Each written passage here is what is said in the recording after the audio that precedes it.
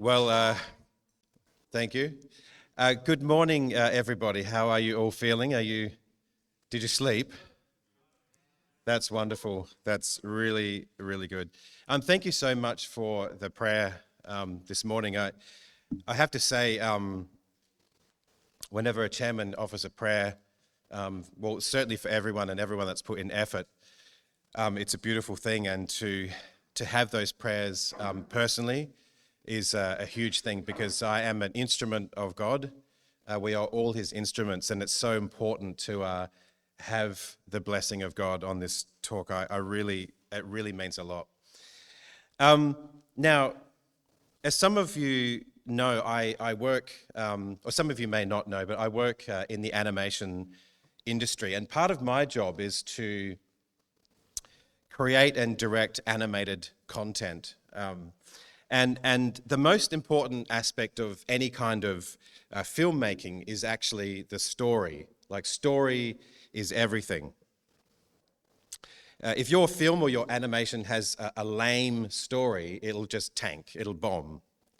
So before I start anything, we need to establish that fundamental principle of story. Story is everything. And actually, I'm a designer, and I have a lot of people that work for me that are designers and illustrators. And one of the key industry rules is the all-important rule of backstory.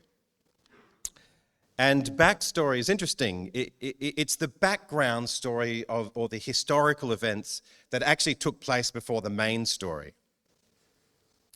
So whatever it is, whether I'm designing a tree or a building or a character or whatever it is, a prop, I need to actually know the backstory, or the thing I'm designing. I just need to know the backstory to that thing. And so if it was, say, a teacup, if it was a teacup I'm designing, I'd ask questions like, well, what's it made of? Who made it? How old is it? Is it new? Is it used? Was it gifted to like a Spanish sailor sailing the seven seas, and did that teacup slip accidentally from his fingers in intrepid waters on a tall ship, and suddenly it washed up on the shores of some island, and Italian settlers found it, and is that teacup now covered in barnacles? And so it's this idea of backstory which enriches our understanding of what the teacup is. And I can't just go to a designer, just make it look cool. They need to know the backstory first so that they can understand what this teacup needs to look like. And the thing is, so too with the book of James.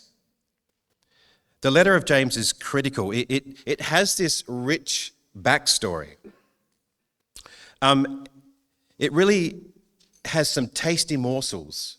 Of course, we've got the four Gospels, we've got the book of Acts, and we've also got some historical writings that give us some really interesting information about the life of James.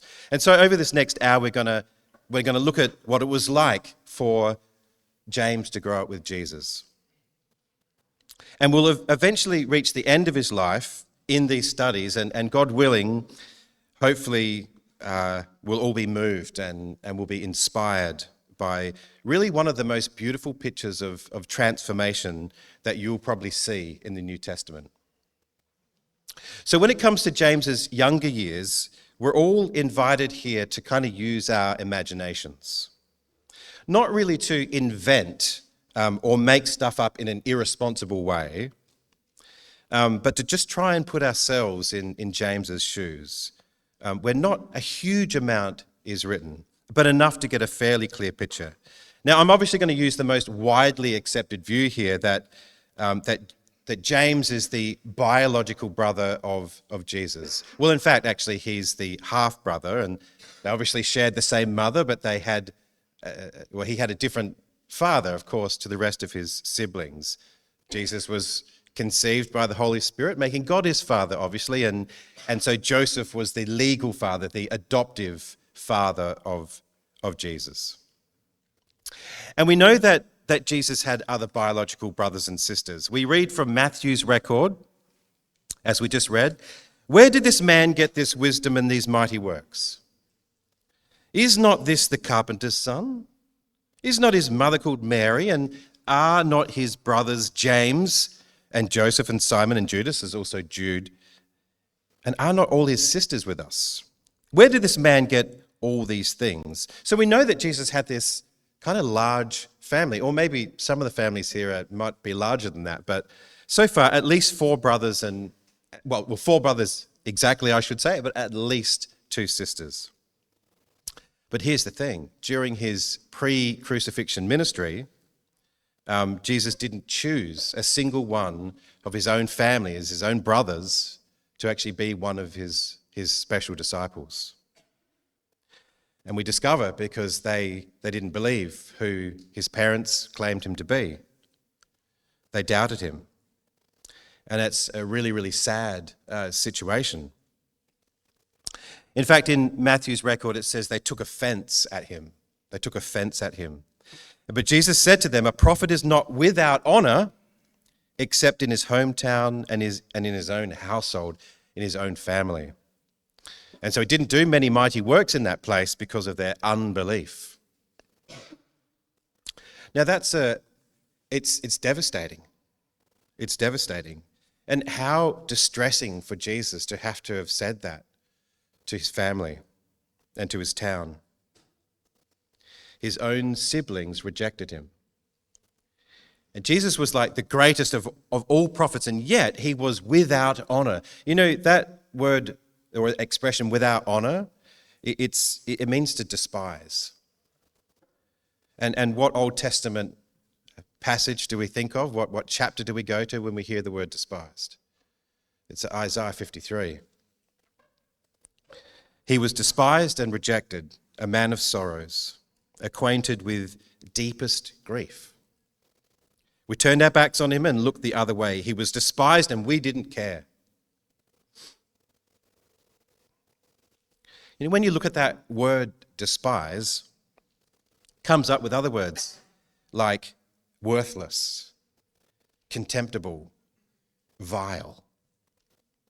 And you know what? I found it really hard. I actually struggled with this. I struggled to comprehend and accept, to be honest, at first, that his own family members, his own family felt this way about Jesus, and yet they did. Now, it's fairly likely that some of you have experienced some kind of rejection in your life. Perhaps you've been the rejected ones. Perhaps you've been the one who's done the rejecting. I've been a rejecter, and I've also been the rejected on multiple occasions. You know, I had a best friend at high school, a guy called Jerry. Say it with me, Jerry. Anyway, Jerry was this super charismatic guy at school. He was really, really talented on the trombone, actually. Did I do that? Yeah. Jerry. And so Jerry, interesting guy, really charismatic, and he was like my best buddy. I used to follow him around a little bit like a little lamb. And he was very influential. He said, actually, he was also the son of a Baptist minister, and he said, when you go to your Christadelphian church, don't listen to their prayers. He said, if you don't come to my church, you're going to go to hell. And because he was so influential in my life at that time, I actually briefly considered it, not going to hell, going to his church. And I remember going to one of his beach outings. It was a really interesting, defining moment. Would I remain in Christadelphia? Would I become a Baptist? But at the start of year 10, without warning, he and several other guys in our group decided to just completely cut me off without any warning or any explanation. It was brutal. And one day I was his soulmate, and the next day I was dead to him. And we never spoke again, not to this day. Now, rejection like that can be sort of potentially fatal at that impressionable age. And all of us have probably had a Jerry in their life. You probably all think of your own Jerry. But for me, I actually transferred that rejection into my art, and I decided to spend the rest of my high school years locked away in the art room. And like a hermit, I never left the place. And I guess the rest is history. And I showed you, Jerry. Showed you. Anyway, I actually wrote a song about him. It sort of goes, Jerry wasn't a friend. He was just a dead end. He was a danger zone. If I met him again, would he? Anyway, it doesn't matter. It's a good song. Now, sometimes God needs to cut things off, doesn't he? Sometimes he needs to be active. Sometimes he needs to work that way. Because Jerry and his friends got into drugs big time. They got girlfriends, whereas I didn't believe it was right to find a girlfriend at school. Back then, I thought I need to find someone in my own faith. God cuts things off sometimes. But I think we can safely conclude that being despised and rejected by your own siblings, your own flesh and blood, has got to be up there with the most hurtful things that Jesus ever experienced growing up. And every family here has its own level of dysfunction, doesn't it?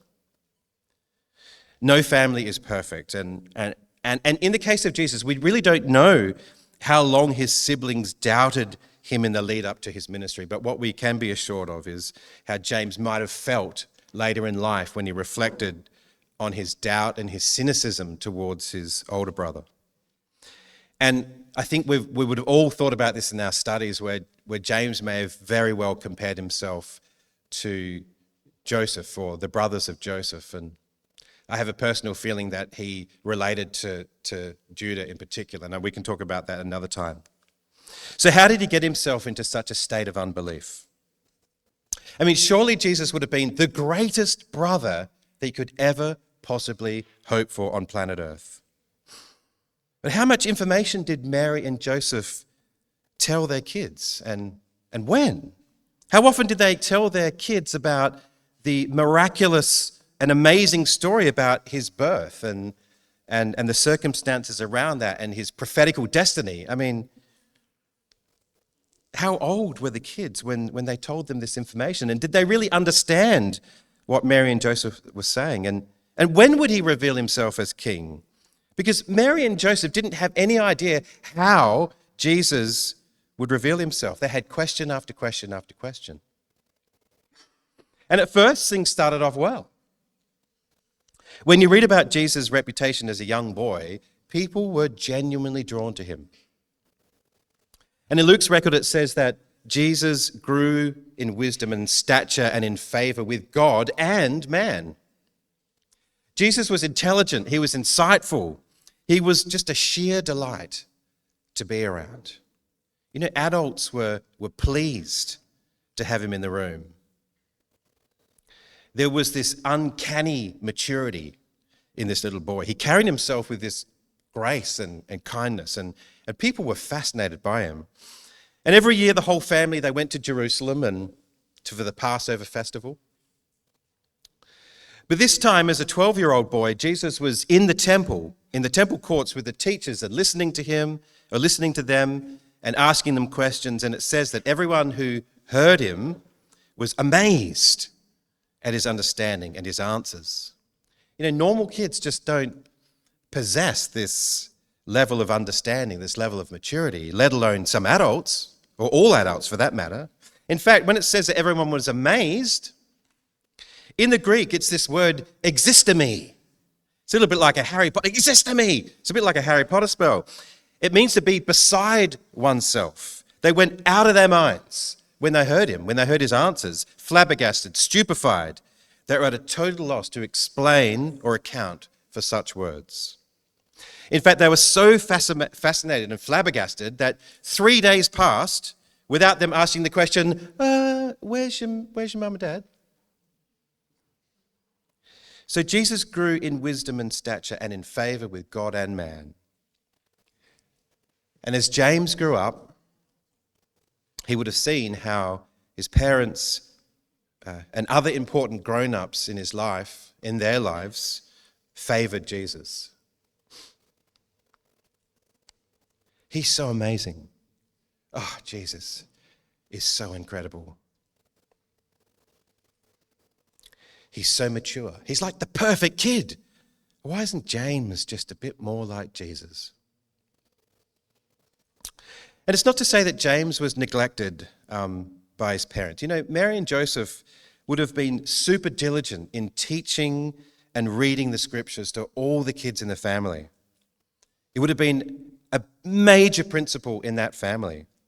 But no matter how much Jesus assured James that it's not a competition who knows the most and that it's far better to put God's words into action, James felt an ever-growing gulf between him and his perfect brother. And there must have been times when James felt just hopelessly inferior, living in the perfect shadow of Jesus. And you know, when you lack maturity, it's just easy to feel jealous, isn't it? Easy to feel resentment. You know, we see jealousy and sibling rivalry happen all the time in families. How about these two here in the front? Arm wrestle. And so with so much focus on Jesus, so much concern over Jesus, perhaps James felt far less loved. They love Jesus more than me. They love Jesus more than us. I mean, our kids use it as a manipulative tool. Oh, you love Charlie more than us. Frankie says, you love Olive more than me. Why wasn't I born first? 62 seconds. We got twins. And I have no doubt that Mary and Joseph did their very, very best to reassure their love for James and the other kids in their family. But it would have been so hard for Mary and Joseph to get the balance right, because overriding everything was the anxiety and the privilege of raising the Son of God and keeping him safe. And no sooner than Jesus was born, Herod wanted to kill him. Herod ordered the execution of all the Hebrew babies in Bethlehem and neighboring regions 2 years old and younger. This event became known as the Massacre of the Innocents. Horrific event in Jewish history.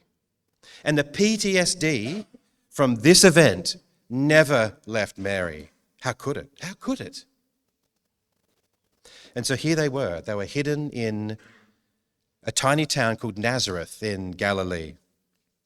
And I say hidden because Joseph was afraid of the family being discovered by Herod's predecessor. Or is it successor? What's the one that comes after? You know what I'm talking about. Yeah. And so he was afraid. And so he hid Jesus and the family in a little town called Nazareth. Now, people didn't go to Nazareth unless they had specific reason to go there. If you wanted to be invisible, go to Nazareth. You might have heard the expression, the pits. This place is the pits. Have you heard that before? It's like, this place is the dumps. But the pits is, no offense to the pits, but the pits is exactly what Nazareth was known for.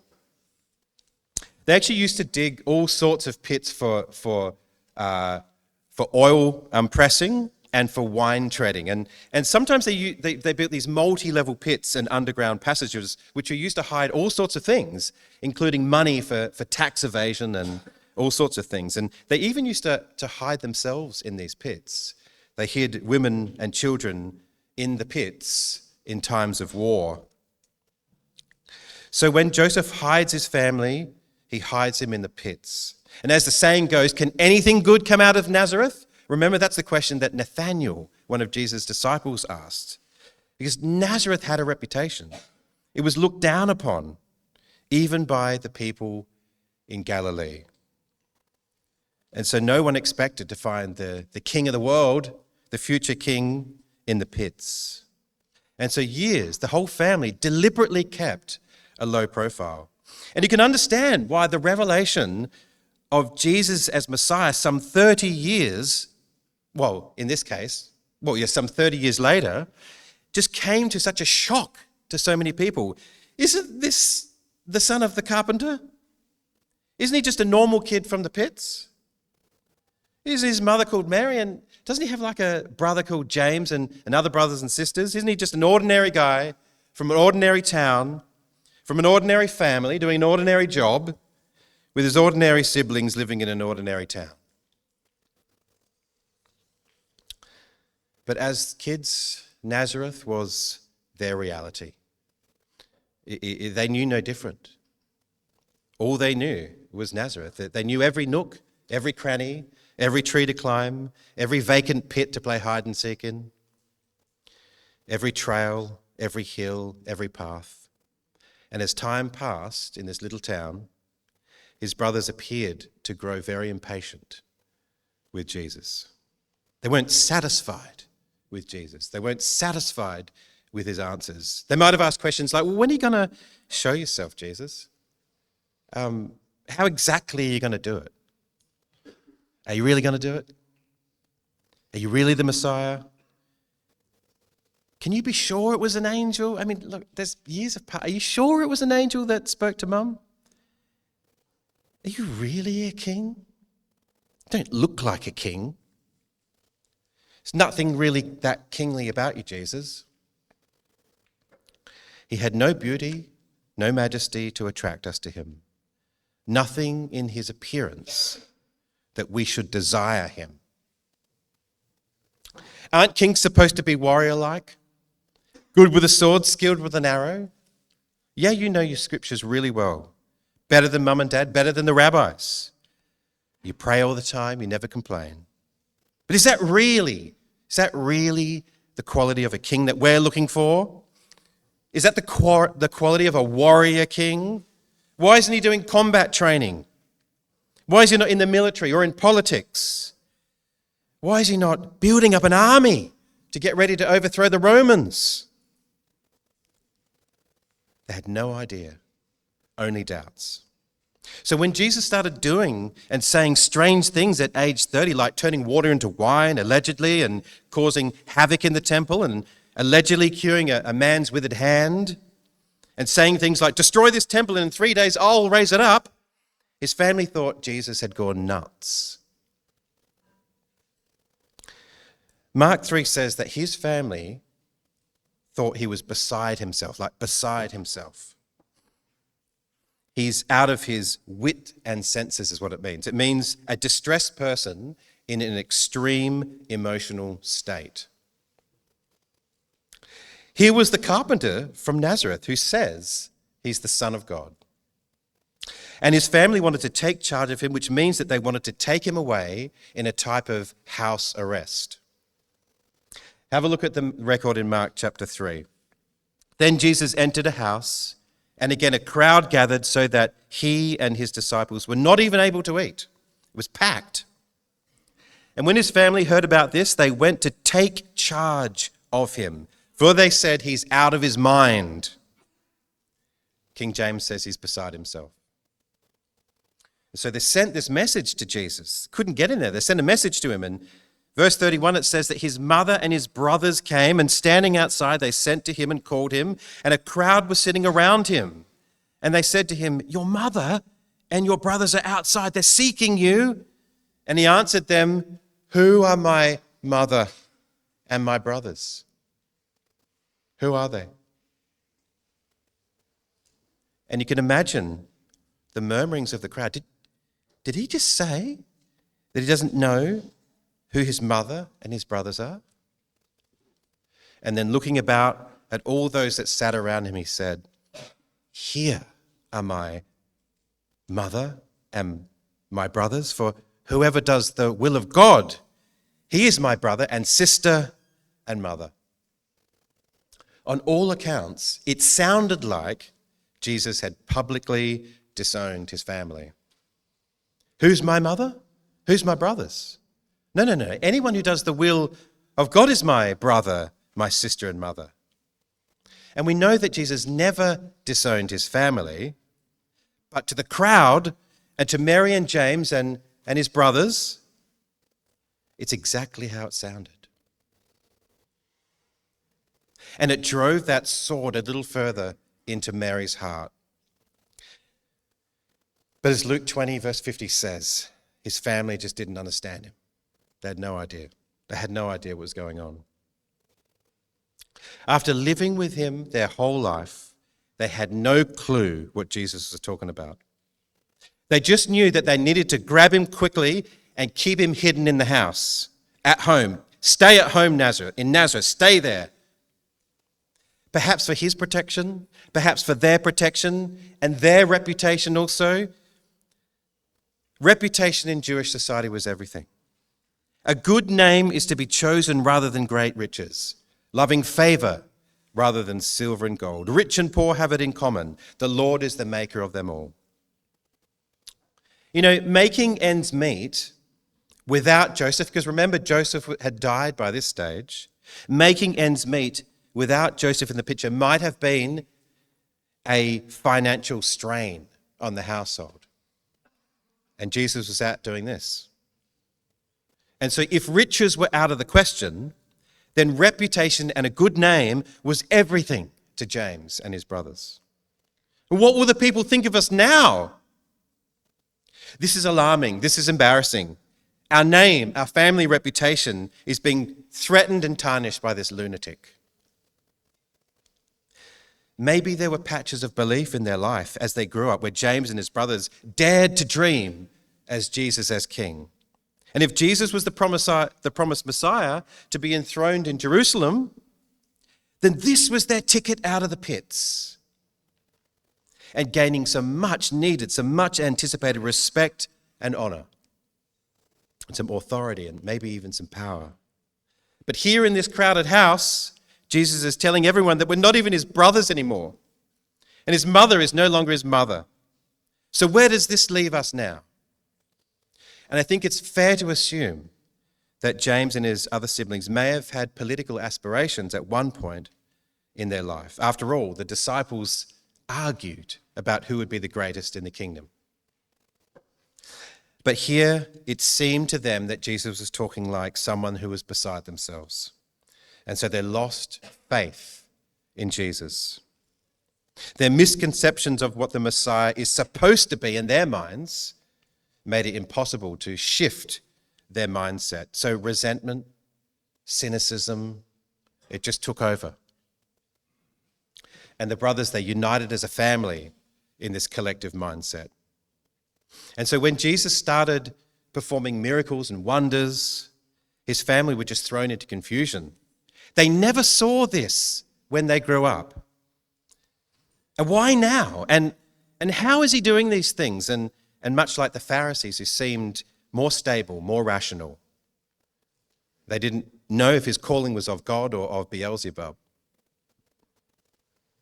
Or at least that's what the religious authorities were saying.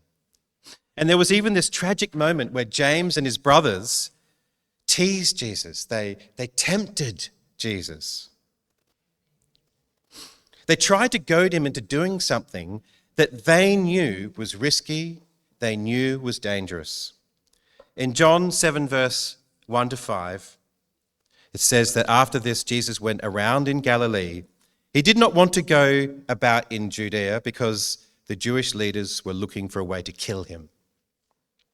But when the Jewish festivals of tabernacles was near, Jesus' brothers said to him, "Leave Galilee and go to Judea, so that your disciples there might see the works you do." Get out of this place. No one wants to become a public figure, acts in secret. No one who wants to be famous stays here. Since you're doing these things, show yourself to the world. Show yourself. Go on. Where have you heard that language before? Why did they say it? Because his brothers, they did not believe him. Even his brothers. And surely his brothers knew the political heat around Jesus. Surely they knew that strife was brewing, but they didn't seem to care. They were goading him, pushing him. Go on, do it. But it was a taunt because his brothers didn't believe him. James didn't believe him. It was a really low moment in the life of James and his brothers, and they were showing no regard for his life. An allusion to Joseph's brothers.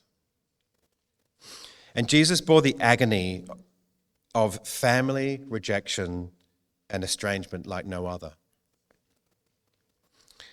Psalm 69, I have become a stranger to my brothers and a foreigner to my mother's sons, because zeal for your house has consumed me, and the insults of those who insulted you have fallen on me. And in his letter, James has major things, doesn't he, about doubt, forgiveness, mercy, favoritism, anger, envy, double talk. There's not a single thing in the letter of James that he did not struggle with himself and fail and fall. And he overcame through the strength of his risen brother and Lord. And so I want to shift gears now and just talk about a big problem that James and his family fell into. And it's a big problem that we have. And it's the issue of normalization, For James, Jesus was his normal. He was born into a family where it was his normal to grow up with the Son of God as his brother. Mary made the same mistake, of normalizing Jesus. When Mary and Joseph had lost Jesus for 3 whole days and they finally found him in the temple, Mary actually struck out at him, it says, that she struck out at him in panic and shock. Son, why have you treated us like this? Look, your father and I have been anxiously searching for you. This might have been the very first time that Mary had ever struck out at Jesus like that. And let's be honest, as a parent, like if we lost our kid for 3 whole days, man, we'd be losing our minds. Had they been abducted? Are they still alive? And Jesus says these incredible words to them. Why did you seek me? It's like, what? Like, we haven't seen you for 3 days. Why did you seek me? Did you not know that I must be about my Father's business? And so after 12 years of raising her boy, Mary was wonderfully focused on mothering Jesus. So focused, she had developed temporary amnesia. She had elevated Joseph to full father status and diminished the identity, the power, and the protection of his true Father in heaven. Why did you seek me? Why does this shock you, mother? Why are you so anxious? Have you forgotten who my true father is? It's not Joseph.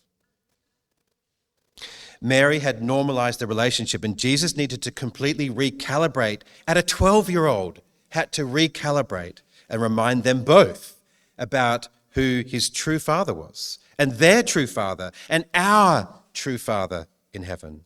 And so to all of us here in the room, we have parents, we have mothers, we have fathers, but our true Father is our Father in heaven. And so despite his yearning to stay in his father's house at age 12, and how he would have yearned to have stayed there, those 3 days would have gone like 3 seconds.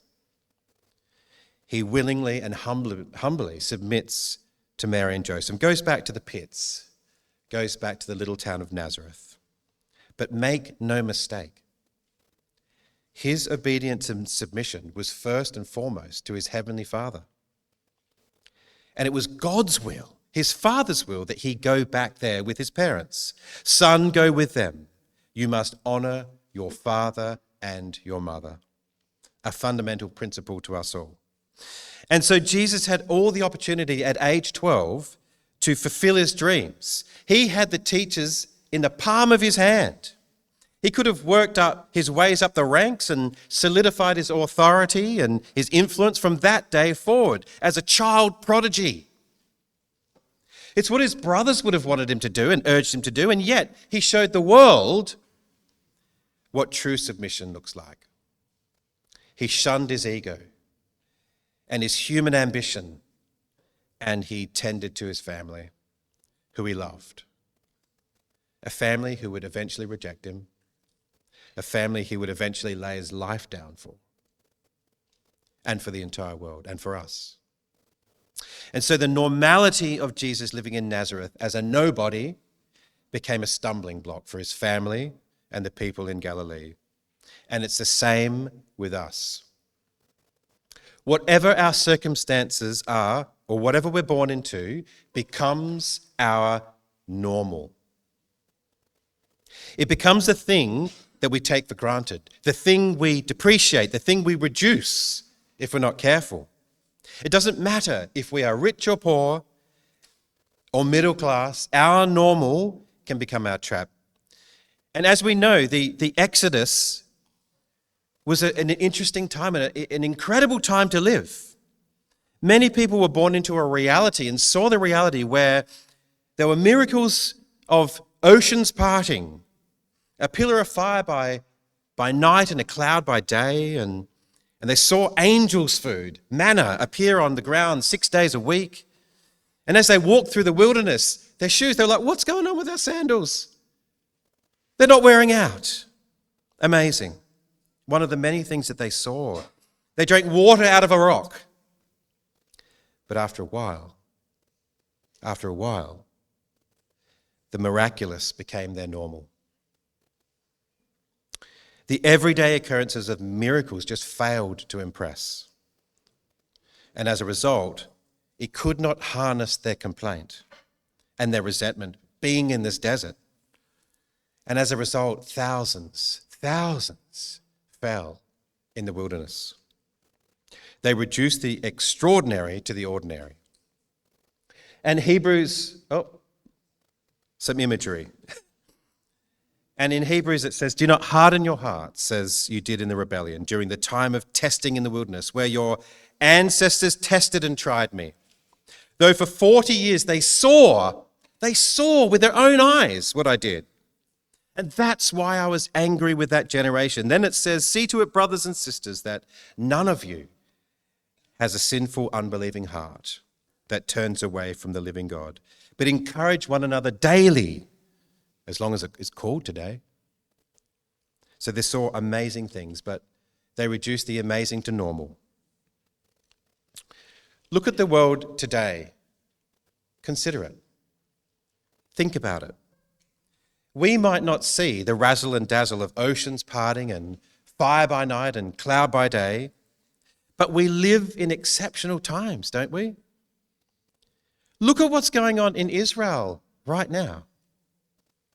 They are currently fighting a 7-front war, essentially with Iran, with hundreds of deadly missiles firing in to Israel right now.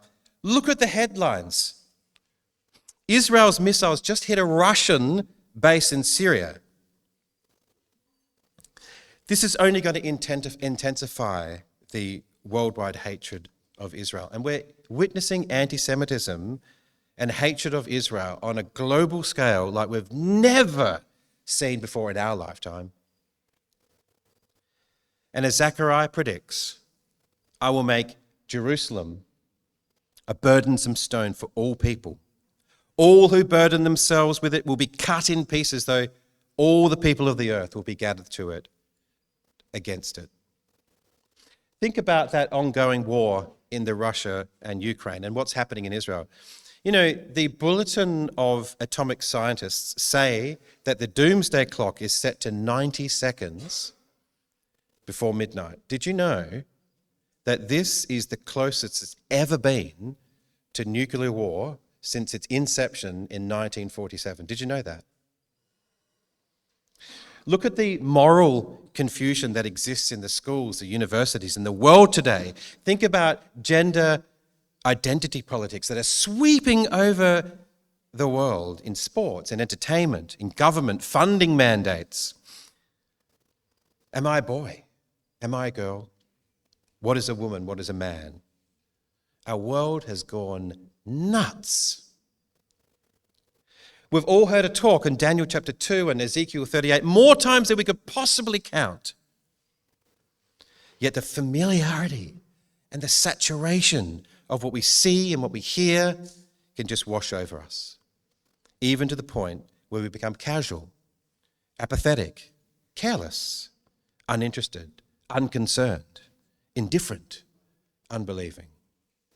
And we might not actually verbalize our indifference out loud. We may not literally say it, but the things we dedicate our time to, our attention to, our finances to in this life might be sending a message to our Lord Jesus Christ that says, where is the promise of your coming? Where is it? Where's the promise? For since the fathers fell asleep, all things just continue as they were from the beginning of creation. And Jesus doesn't want any of us here in this room to experience that. He wants us to be alert. He wants us to be awake.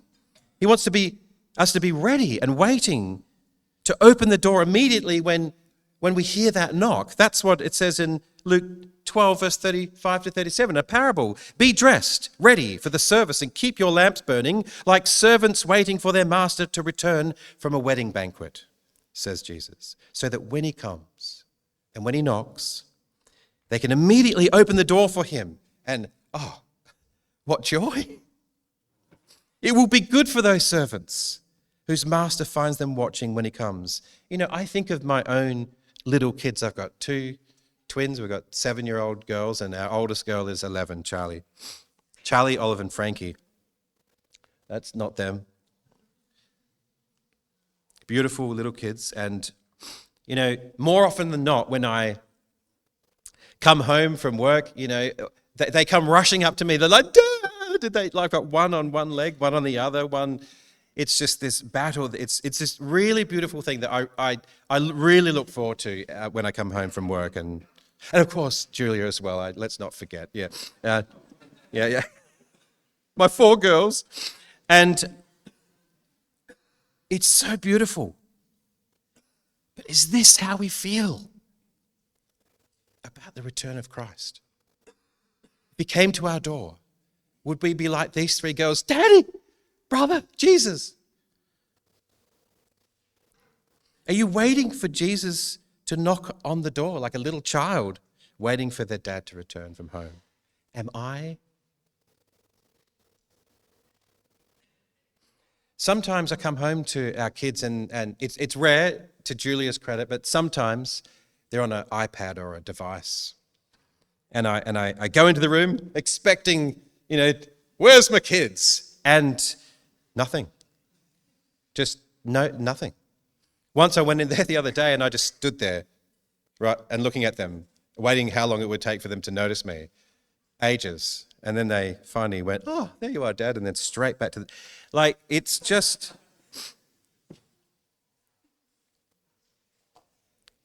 Are we living our lives with our heads buried in our own interests and our own pursuits? I'm not seeing an urgency. I've got time. I've got a bucket list of things I want to do before the return of Christ. All the stuff in the Middle East, it's always happened. It's going to continue. It'll blow over. It always does.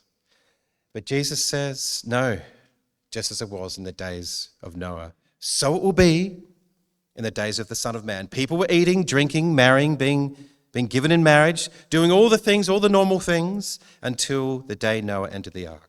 Then the flood came and destroyed them all.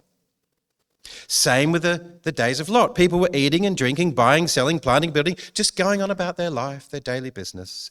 But the day Lot left Sodom, fire and sulfur rained down from heaven and destroyed them all. It will be just like this in the day the Son of Man is revealed. This is what Jesus is telling us. This is what Jesus is saying to us. He doesn't want us to be trapped and deceived by today's normal. There's nothing normal about what's going on in our world today. Jesus wants us to be hyper aware about each day. Never take our time for granted on this earth. James picks it up in his letter. Come now, you who say tomorrow, today or tomorrow, we'll go into this place and this town and spend a year there and trade and make a profit. Yet you don't know. You just don't know what tomorrow will bring. What is your life? You're just a mist that appears for a little time and then vanishes. We don't know, do we, how transient life can be. Sometimes it's hard to see it when we're young, but we know how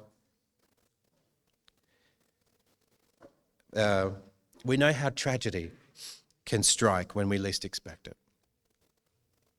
And James gives us this healthy tip on how to keep our plans in check. He says, instead you ought to say, if the Lord wills, we will live and do this or that. And as it is, you boast in your arrogance. All such boasting is evil. Have you ever considered that before? That making a plan about the future without acknowledging God's will in our lives is actually arrogant. It's actually wrong. It's actually evil. Have you thought about that? It hit me pretty hard. What do we need to be like? Peter says it. He says, what kind of people ought you be? You ought to conduct yourself in holiness and godliness as you anticipate and hasten the coming of the day of God, when the heavens will be destroyed by fire and the elements will melt in the heat. But in keeping with God's promise, we are looking forward to a new heaven and a new earth where righteousness dwells. Peter wants us to live lives hastening and looking forward to a new era and a new world.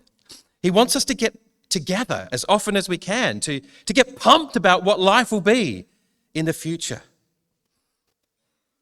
We shouldn't ignore our responsibilities in the world, but we've got to have a vision. We've got to get excited about what the possibilities will be when Christ is on the earth. We need to hasten it for the glory and the exaltation of the name of God, because the world is trashing the name of God. It's trashing the name of the Lord Jesus Christ. We hasten it for the day of resurrection. And we hasten it for all creation that's groaning in pain right now, going, how long? We hasten it for the millions of people who are suffering each day, who don't get to experience any joy in life. People who are under slavery and oppression, whose governments are just thoroughly corrupt and ravished with famine and war and disease.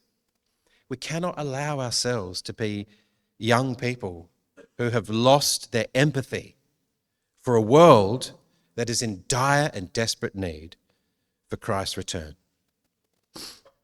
Have the last days become our normal? And so when James witnessed the horrors of what was happening to his big brother, the beatings, the insults, the false accusations, the shame, the nakedness, the public nakedness, the torture of crucifixions, the mockings and the temptations, he thought back to what he said.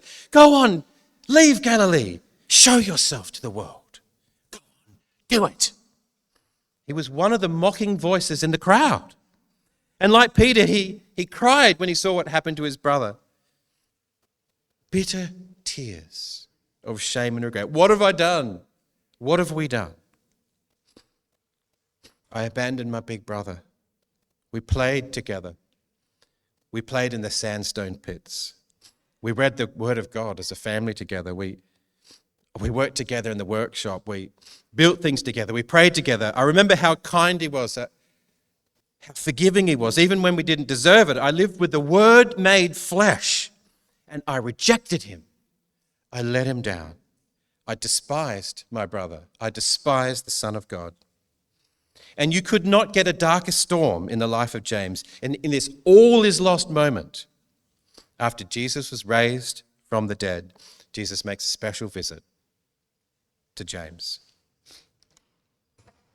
He rose again the third day according to the scriptures, and he was seen of Cephas, Peter the rock, then of the 12. And after that he was seen of above 500 brethren at once, of whom the greater part remain unto the present. But some are fallen asleep. And after that, he was seen of James, who would become a pillar, and then all of the apostles. So what did he say to James in conclusion? What did he say? Well, you know what? In the scriptures, we're not told. We're actually not told what this conversation was. But wouldn't you just love to know? Wouldn't you just love to know what Jesus said? Well, it's interesting, but in the non-canonical scriptures, which are not canonized into the Bible, there is actually a historical writing. Now, take it with a pinch of salt, but it actually kind of says a few things. It says that it's very windy, is it not? Yes. That is not what it says. It actually says that James said he'd never eat food again. He'd never eat food again until he should see his brother rise from among them that sleep. And had Jesus not appeared to him, he would have starved to death, or he would have committed or said an oath he couldn't keep.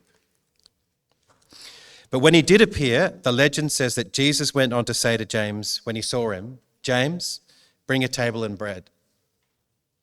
And immediately it's added, he took bread and blessed it and broke it and gave it to James the just and said to him, "My brother, eat your bread, for the Son of Man is risen from the dead."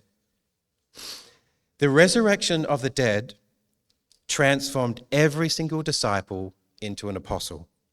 It transformed his entire family, including Jude. The resurrection was the linchpin moment that turned the world upside down and triggered the single greatest movement that ever will be until the return of Christ, where he will fulfill that prayer, "Your kingdom come, your will be done on earth as it is in heaven."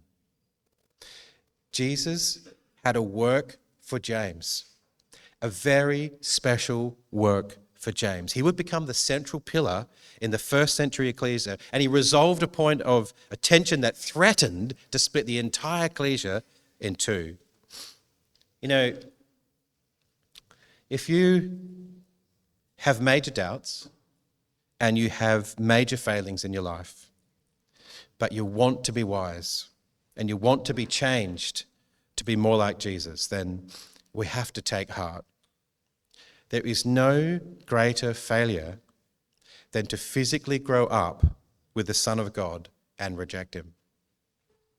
And yet Jesus is able to convert even the greatest failure and weakling into a monumental pillar to the glory of our true Father in heaven. This is who God chooses to work through. He chooses to work through the runt in the litter.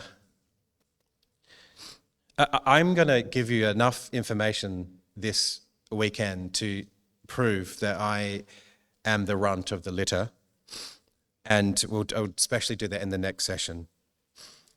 And here's the interesting thing. You know, when he writes this letter, James doesn't call himself the brother of Jesus, does he? He doesn't do it. Instead, he calls himself a bondservant and a slave, a servant of God and of the Lord Jesus Christ. Jude does the same. Jude, the servant of Jesus Christ and the brother of James. You know, he heard whoever does the will of my Father in heaven is my brother, my sister, and my mother, but he doesn't even say that. He says he is the servant of the Lord Jesus Christ. So thank you. Hope that's been an okay first entry into the studies on James. Thank you.